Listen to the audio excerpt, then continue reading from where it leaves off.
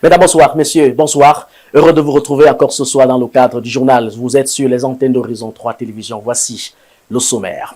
Grossesse en milieu scolaire et dispositions prises par les responsables d'établissements pour encadrer le phénomène. Le constat, il est fait depuis le début du second trimestre. Le nombre d'élèves en situation de grossesse est en augmentation dans les établissements scolaires secondaires de Yaoundé. Une situation que d'aucuns taxent d'erreur de parcours, pourtant encadrée par des textes en vigueur. Notre reporter David Zo est allé à la rencontre de quelques chefs d'établissement. Il nous rencontre dans cette session consacrée au journal. On parlera également de la succession sans testament, ce que dit la loi. La famille du regretté Joseph Ndi Samba, à nouveau au cœur d'une guerre intrafamiliale à cause de la gestion post-mortem de ses biens. En l'absence d'un testament, une situation qui perdure depuis l'an 2017 après le décès de celui-ci. Que prévoit alors la loi dans ce cas? Les éclairages de juristes Lobé vous sera ainsi rendu dans le cadre de cette session consacrée à l'information, mesdames et messieurs. Voilà pour ce qui constitue la vitrine de ce journal. La suite, c'est tout de suite.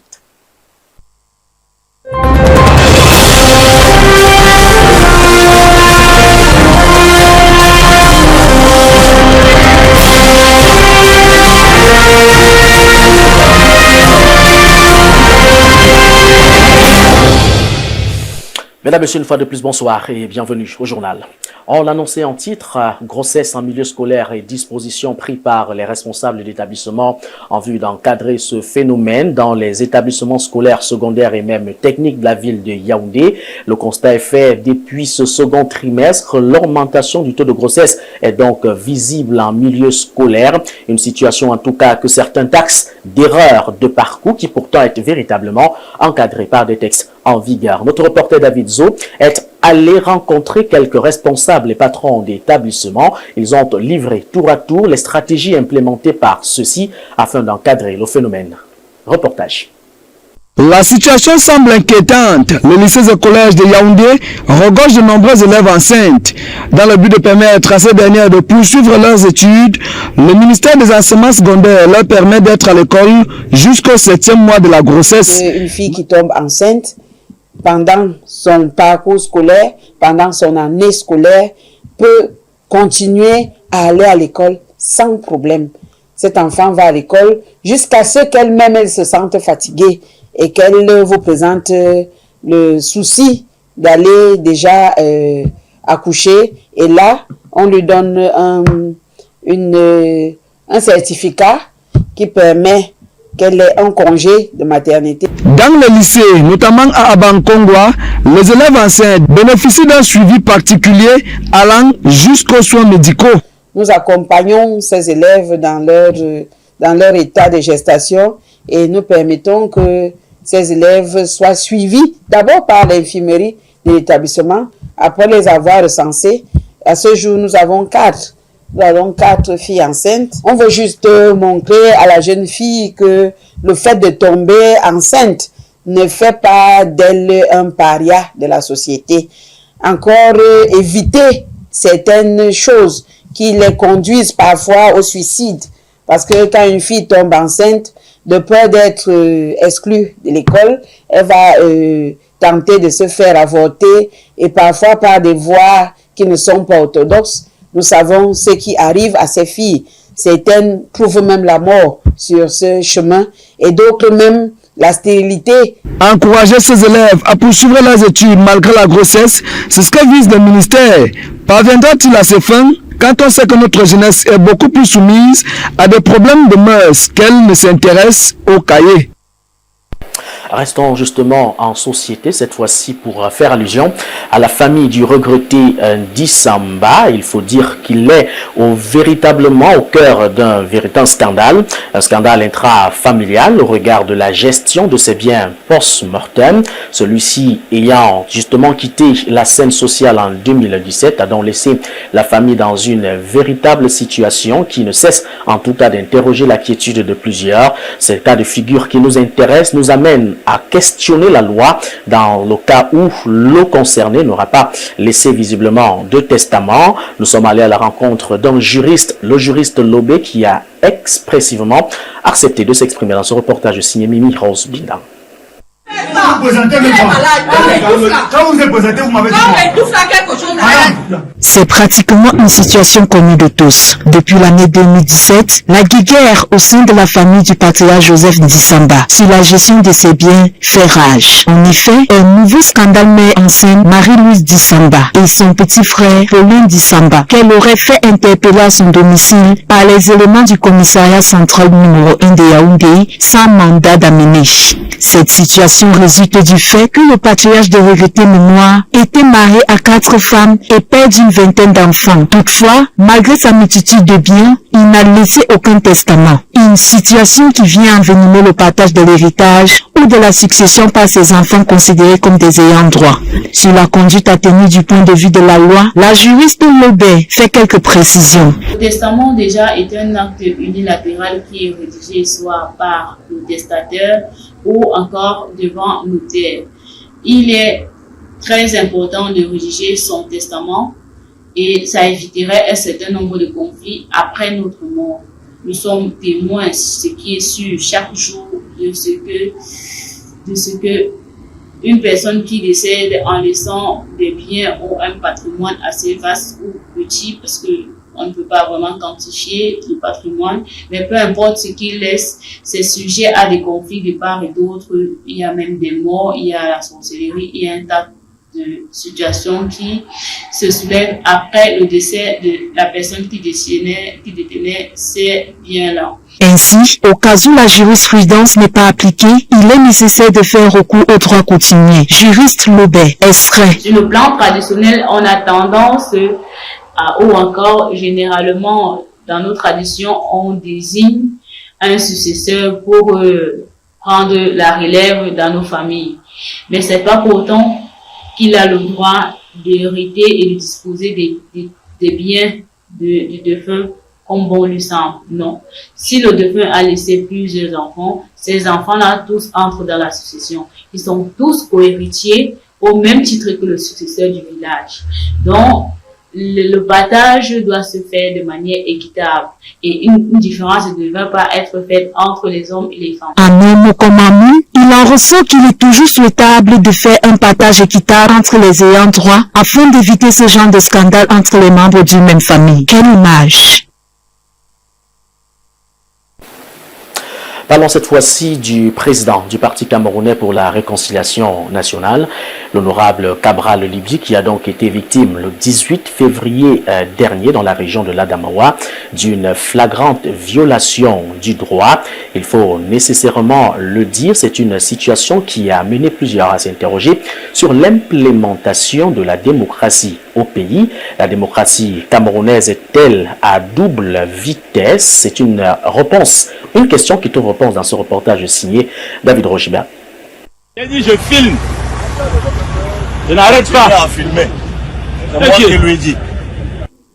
Plusieurs voix s'élèvent pour dénoncer cet abus d'autorité sur un élu de la nation. Ce qui remet sur la table des débats, d'une part, la valeur accordée à l'immunité parlementaire et d'autre part, la survie de la démocratie dans notre pays. C'est à la faveur de l'interpellation abusive, voire méprisante de l'honorable Cabral Libye, député de la nation et par ailleurs président national du Parti camerounais pour la réconciliation nationale PCRN, en tournée politique dans la région de la Damawa. Alors que enthousiasme et satisfaction s'élisent pourtant sur les visages des populations de cette localité, au regard de la forte mobilisation dont font montre ses compatriotes, les autorités administratives locales exercent plutôt une pression, voire une persécution, sur la personne du président national du PCRN. Des indiscrétions font même état de ce que ce serait le ministre de l'administration territoriale pour la Tangandji qui aurait instruit le gouverneur de la Damawa, Kiltadi Takeke Boukar, de suspendre toute activité liée à la tournée du président national du PCRN, l'honorable Cabral Libye. Ce qui du reste suscite des réflexions sur la réalité ou l'utopie de l'ouverture démocratique au Cameroun. Tout semble donc clair. Dans le pays de l'homme du 6 novembre, les leaders politiques ne se déploient pas en toute quiétude et les citoyens ne choisissent véritablement pas librement leurs dirigeants. Il y a manifestement un 2 poids 2 mesures dans le paysage politique camerounais, surtout en cette période électorale déterminante.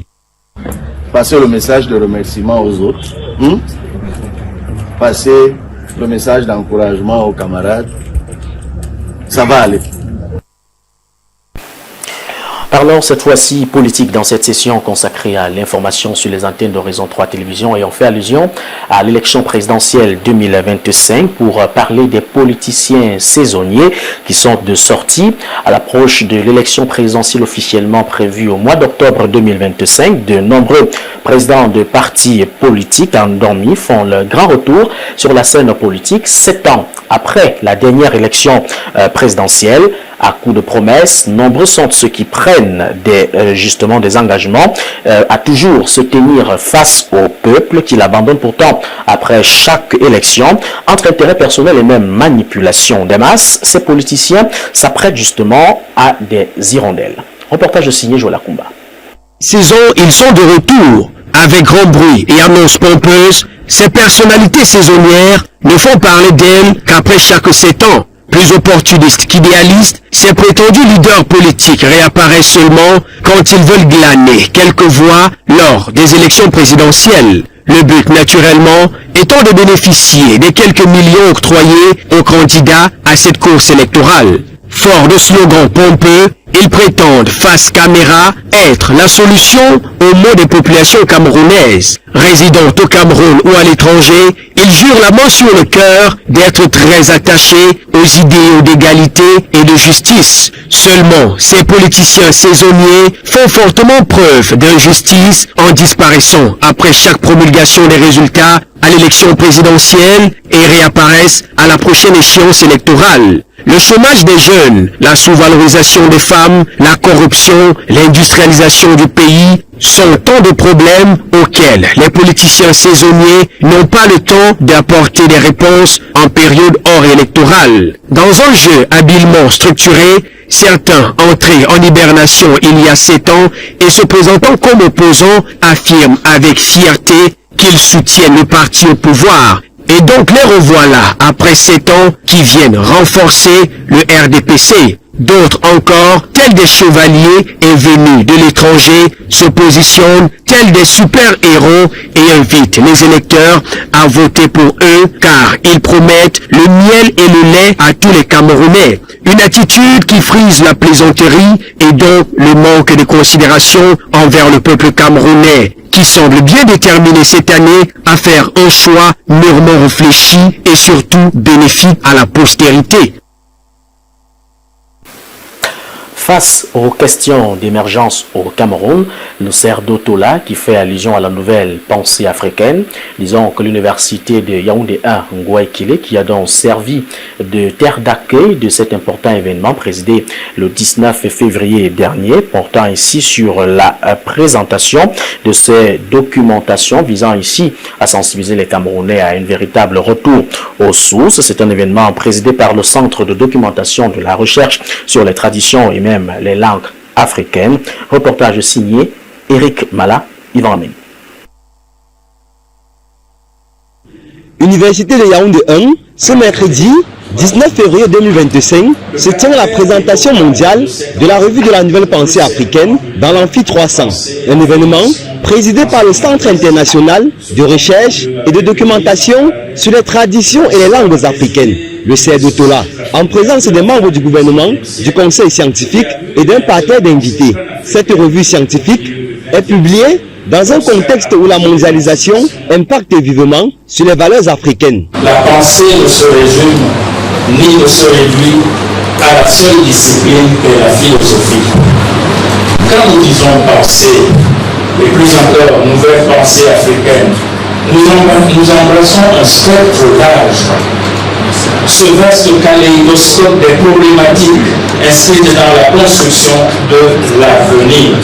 Le monde entier fait face à de nombreuses mutations. Les citoyens africains sont, à ce titre, interpellés à revoir leur mentalité.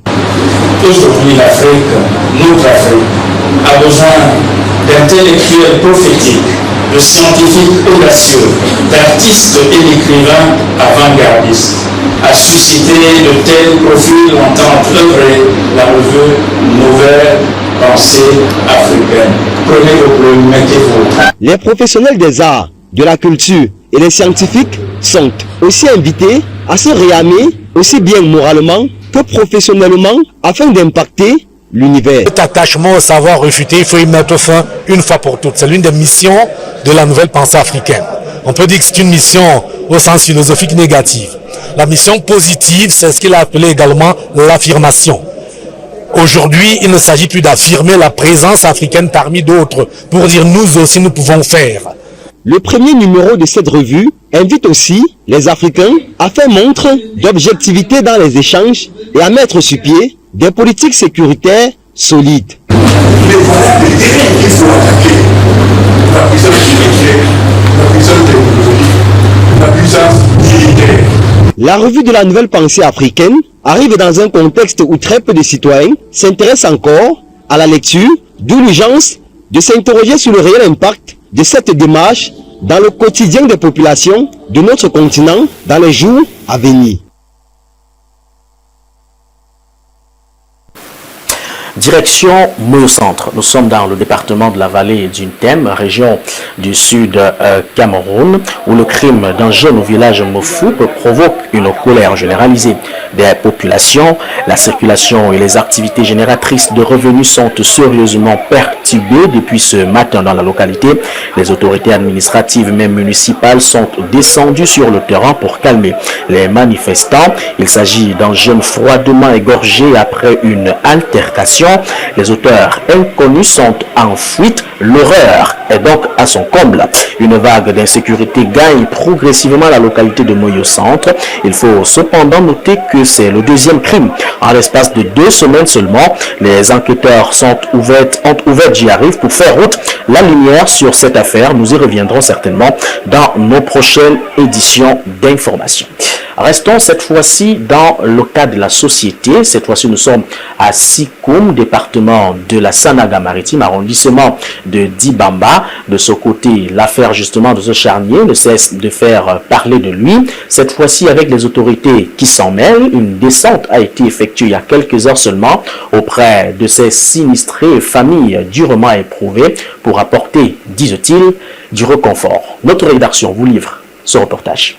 Le site de l'horreur à Sikoum, dans l'arrondissement de Dibamba, continue de secouer l'opinion publique ces dernières heures, révélant des failles profondes de notre système de sécurité et de gouvernance. Les populations exaspérées par l'inaction des autorités ont finalement réussi à attirer l'attention des médias sérieux qui relaient leurs préoccupations et leurs revendications. Il a fallu que les populations prennent les choses en main avec l'aide des médias pour que les autorités daignent réagir avec des réunions organisées entre les autorités administratives, traditionnelles et les familles. Aux côtés des familles affaiblies, ceux-ci font des promesses. Nous avons instruit à notre CB les patrouilles sur le tronçon allant du pont, allant de Carrefour Bongo au niveau du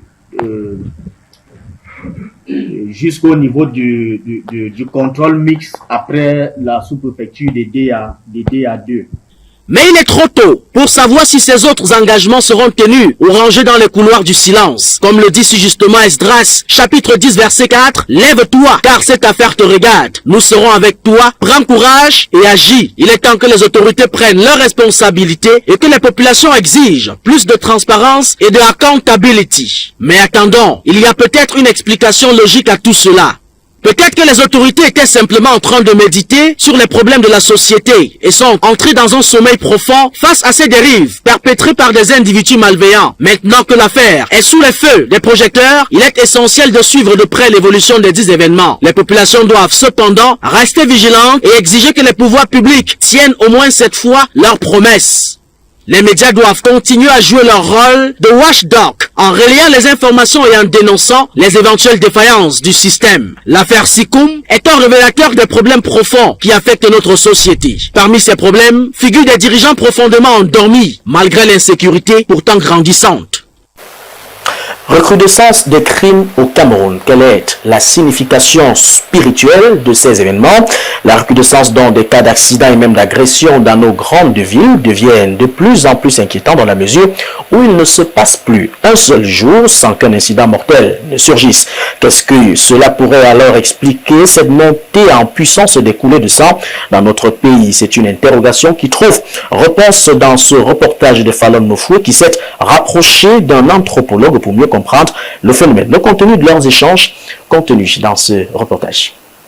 Grave sur nos routes, des agressions, enlèvements, viols et vols à mains armées, l'on pourrait se demander s'il ne s'agirait pas d'un mauvais sort jeté sur les Camerounais. De plus en plus, la mort plane et plonge davantage les populations dans la peur totale. François Dodé, anthropologue joint au téléphone, donne quelques explications spirituelles pour expliquer ces atrocités. Ce qu'on pourrait appeler des réclamations qui sont souvent faites au niveau des routes. Toutes les routes sont incluses, qu'elles soient en zone urbaine, en zone rurale ou bien même nos nationales. Il y a des routes à côté des anciens cimetières, d'autres qui sont construites sur des cimetières où l'esprit de mort est là. Parce qu'on roule en fait sur des morts, sur des cadavres. Ça fait que cet esprit de mort-là a toujours envie d'être nourri. Et ce qui explique qu'il y a généralement des effusions de sang-là. Un autre élément, toujours dans le même volet, c'est généralement que des sacrifices sont faits sur des routes. On a souvent vu des personnes faire des incantations à des carrefours, même dans la nuit, à des heures un peu tardives,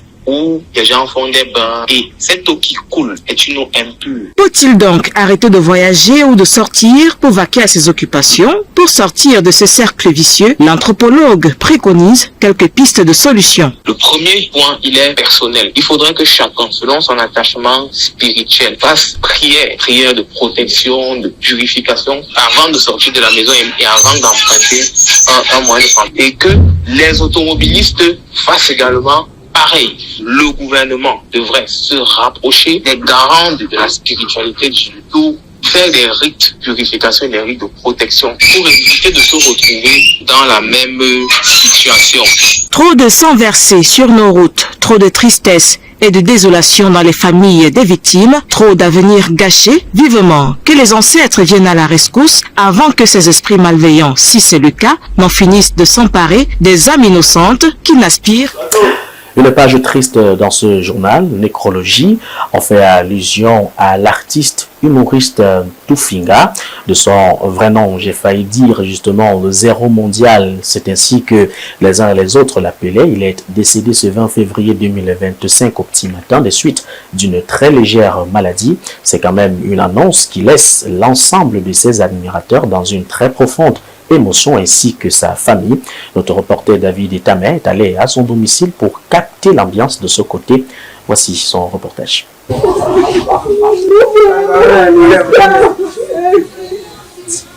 Tristesse et consternation. Ce jeudi 20 février 2025, au domicile du regretté Ntufinga, 6 au quartier Van, dans le 4e arrondissement de Yaoundé. Difficile pour ses proches, amis et voisins d'accepter cette brutale disparition. Celui qui, il y a encore quelques jours, illuminait ces lieux par sa bonne humeur légendaire, s'est éteint des suites d'une courte maladie à son domicile. L'artiste Ntufinga était malade d'abord, il est tombé malade l'année passée, en 2024. On est parti à l'hôpital, on a fini de faire tous les examens qu'on devait faire, ça s'est bien passé là-bas. Bref, l'année-ci, c'était mardi qu'il a eu le rechute. Le rechute parce qu'il avait l'infection pulmonaire. Il a commencé la toux et un petit palu. Hier, à minuit, il est rentré là. Un homme apprécié de tous, parti sous la pointe des pieds. L'émotion est vive, les proches inconsolables. Les mots me manquent. Les mots me manquent. Mon père me manque. Mon père me manque. C'est moi qui ai arrangé toujours cette tenue. Papa. Je n'ai pas de mots. Je ne sais vraiment pas quoi dire, sincèrement. Papa a beaucoup subi à sa maladie. Il a tout donné, tout donné, tout donné. Le papa a donné tout de lui-même. Le papa a été souffrant à la garnison. On a fait 1 mois hospitalisé à la garnison. 6 jours, on savait que le papa allait partir. Mais il s'est relevé de ses 2 pieds. En attendant le programme des obsèques, La dépouille du célèbre humoriste, le nommé Bolo Emmanuel Raphaël, de son nom à l'état civil, surnommé le Zéro Mondial pour son nom de scène, repose actuellement à la morgue du Centre de formation technique des armées à Yaoundé. Celui qui par son accoutrement et ses prestations avait su arracher le sourire de nombreux Camerounais laisse derrière lui un grand vide.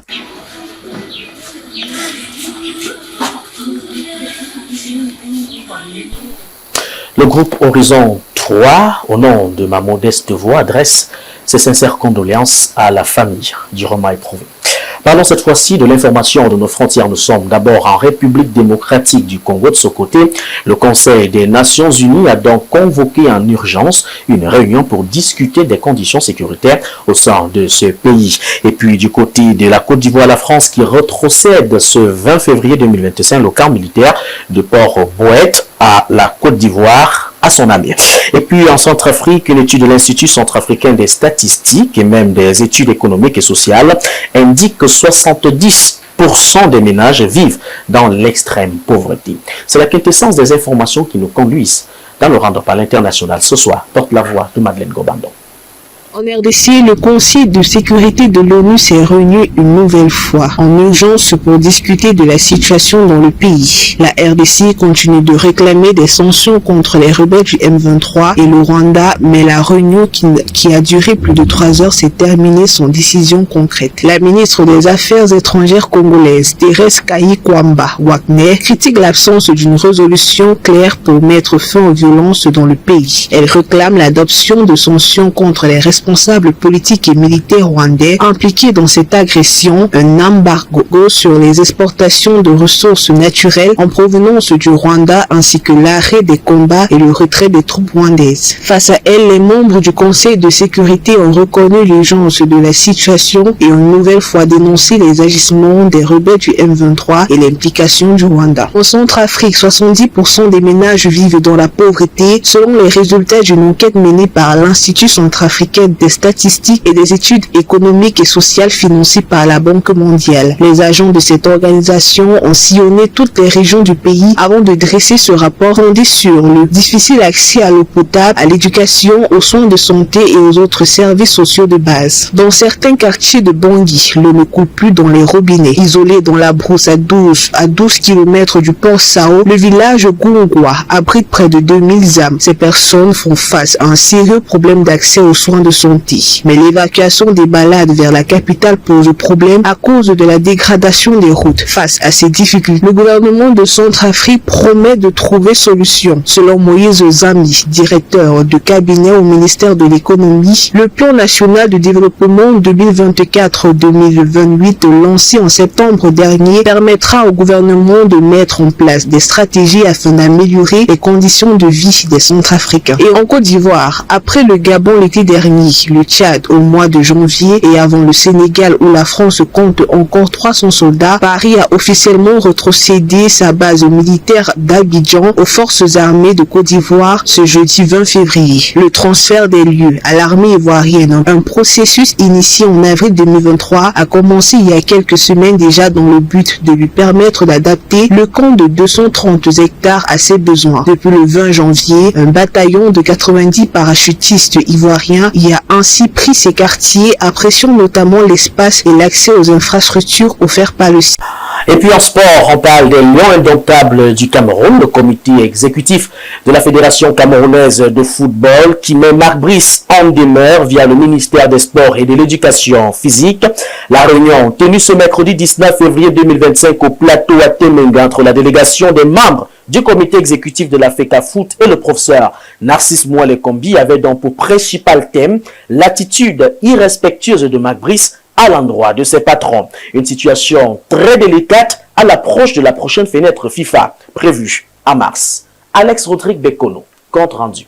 La Fédération camerounaise de football, j'ai envie de vous demander si vous étiez à notre place dans ce cas-là. C'est-à-dire qu'il va jouer contre nous. Ça veut dire qu'il nous abuse d'être contre l'équipe nationale de football du Cameroun. Des propos qui traduisent la colère des membres du comité exécutif de la FECAFOOT à l'endroit de Marc Brice, sélectionneur des Lions indomptables du Cameroun. Les responsables de l'instance fêtière du football camerounais exigent que le Belge se soumette sans condition à l'autorité de la FECAFOOT qui est et demeure sa seule tutelle régalienne, à qui il doit rendre des comptes tout en la respectant, ainsi que ceux qui président à ses destinées.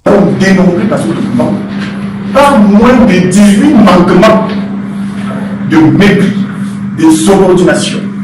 Un entraîneur qui vous dit, qui va dire à l'international, qui dit à les commissaires de match, qui ne travaille pas pour la Fédération camerounaise de football et qui travaille exclusivement pour le ministère en charge des sports. Nous trouvons cela scandaleux. La dernière sortie de piste de Marc Brice à Rabat le 27 janvier dernier, en marge du tirage au sort de la CAN 2025, est la goutte d'eau qui déborde du vase. Dans un rapport assez détaillé remis au ministre des Sports et de l'Éducation physique, les membres du comité exécutif de la Fédération camerounaise de football donnent aux Belges jusqu'au 14 mars 2025 pour s'amender et s'affranchir de son attitude irrévérencieuse à l'endroit de ses patrons, faute de quoi des mesures fermes seront prises lors des travaux du comité exécutif de la FECAFOOT prévu ce même jour. Nous allons devoir vous demander de bien vouloir reprendre ce que vous avez mis à notre disposition. Peut-être alors que vous nous trouverez un autre. Peut-être alors que nous prendrons nous-mêmes, en tant que membres du comité exécutif, nos responsabilités. C'est donc un nouvel épisode de la longue série MINSEP FECAFOOT Marc Brice qui débute alors que le Cameroun est appelé à affronter les Swatini le 21 mars 2025 en prélude aux qualifications du Mondial 2026 prévues au Mexique, au Canada et aux États-Unis. Les moustiques seraient-ils déjà être en train de planer sur la tête de Marc Brice? C'est toute la grosse question. Mesdames, Messieurs, merci pour votre attention particulière. C'est avec cette information que nous refermons ce journal. Bonne suite de programmes sur nos antennes.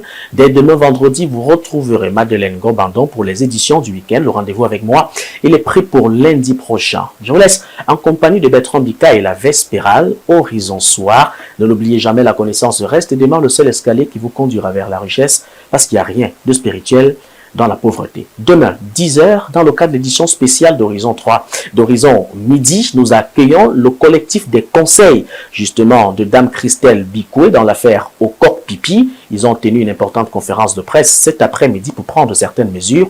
Maître Andy Pierre sera notre invité. Portez-vous bien demain.